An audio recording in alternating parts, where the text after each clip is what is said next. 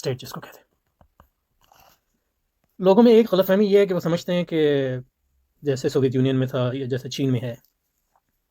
سمجھتے ہیں کہ مارکسزم میں ریاست کا بڑا رول ہے اور لبرلزم میں جو مارکسسٹ سرمایہ داری ہے اس میں ریاست کا بہت زیادہ رول ہے، اور لبرلزم میں ریاست کا اتنا رول نہیں ہے یا بہت محدود رول ہے. یہ بات بالکل غلط ہے. دونوں میں بہت اہم رول ہیں ریاست کے. اور ریاست لبرلزم میں جو ریاست ہر چیز میں چھائی ہوئی ہے مارکسزم کی طرح، اور مارکسسٹ سے زیادہ، لیکن جو ان کے وظائف ہیں اور ان کے جو کام ہیں وہ مختلف ہیں.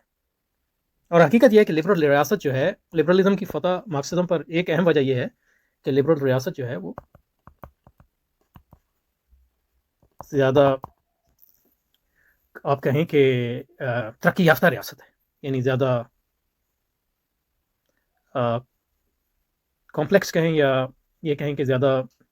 کیونکہ جو لبرل ریاست ہے اس کے ارتقاء کو کئی صدیاں کم از کم 16ویں صدی سے یعنی یہ ارتقاء پذیر ہے. تو اس لمبے ارتقاء کے درمیان جو لبرلزم نے جو لبرل ریاست جنم لی ہے وہ ایبسلوٹ ریاستیں جن کو کہتے ہیں مطلق العنان ریاستیں جو تھیں، اور پھر قومی ریاستیں، اور اس کے بعد جو ہے لبرل ریاست جو ہے آہستہ آہستہ جو ہے ان تجربوں سے جنم لی ہے لبرل ریاست نے.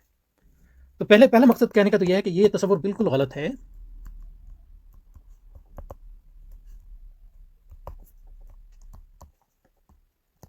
کہ لبرل سرمایہ داری میں ریاست کا عمل دخل نہیں ہے، اور مارکسسٹ سرمایہ داری جو ہے اس میں ریاست بہت زیادہ غالب ہے. حتیٰ کہ مطلب یہ ہے کہ وہ ریاست خود سرمایہ دار ہے، یعنی سرمایہ کی ایجنٹ ہے. ریاست خود سرمایہ جو ہے جمع کرتی ہے، مارکسسٹ ریاست. یہ بات بالکل غلط ہے. لبرلزم میں ریاست کا بہت زیادہ لبرل سرمایہ داری میں جو ہے سارا جو نظام ہے وہ ریاست کے بل بوتے پہ ہی قائم ہوتا ہے، اور مارکسسٹ ریاست بھی بہت جو ہے اس کا عمل دخل ہوتا ہے. یہ لیکن یہ کہ ان دونوں کے جو اعمال ہیں وہ مختلف ہیں، اس کی وضاحت ابھی کریں گے انشاءاللہ. اور یہ غلط فہمی اس لیے پیدا ہوئی کہ پچھلی بار جب ہم اس کو فرق کو واضح کر رہے تھے تو ہم نے ایک بات کہی تھی کہ یہ غلط فہمی اس لیے پیدا ہو سکتی ہے کہ پچھلی بار ہم نے کہا تھا کہ لبرل سرمایہ داری اور مارکسسٹ سرمایہ داری یا سوشلسٹ سرمایہ داری میں ایک بنیادی فرق یہ ہے کہ مارکسسٹ سرمایہ داری میں جو بڑھوتری برائے بڑھوتری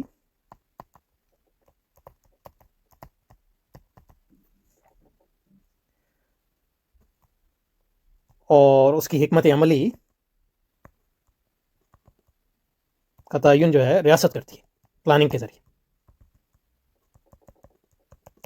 اور گو کہ لبرل سرمایہ دارانہ ریاست بھی مطلب یہ ہے کہ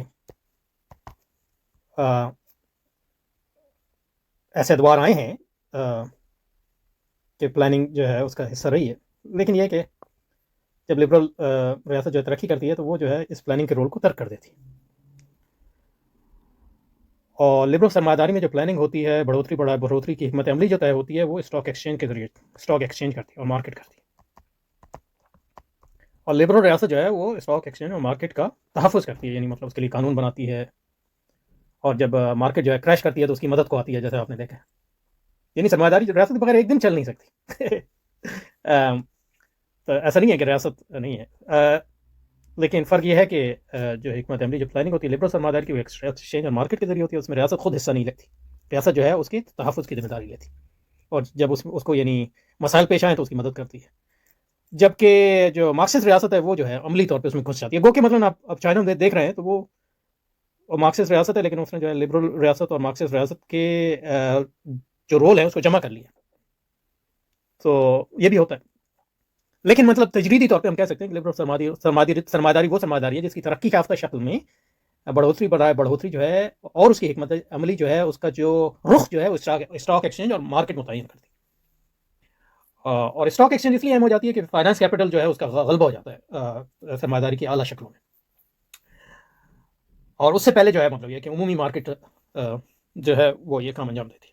جبکہ مارکسسٹ ریاست جو ہے وہ خود پلاننگ کرتی ہے اور بڑھوتری برائے بڑھوتری کے لیے اہداف مقرر کرتی ہے، اور خود ایک مطلب یہ ہے کہ سرمایہ دار بن جاتی ہے. تو یہ دو مختلف رول ہیں ان ریاستوں کے، لیکن اس سے یہ نتیجہ نہیں نکالنا چاہیے کہ لبرلزم میں ریاست کا رول نہیں ہے، لبرل سرمایہ داری میں یا مارکسسٹ سرمایہ داری میں زیادہ رول ہے، نہیں. اور اس کو سمجھنے کے لیے جو ہے وہ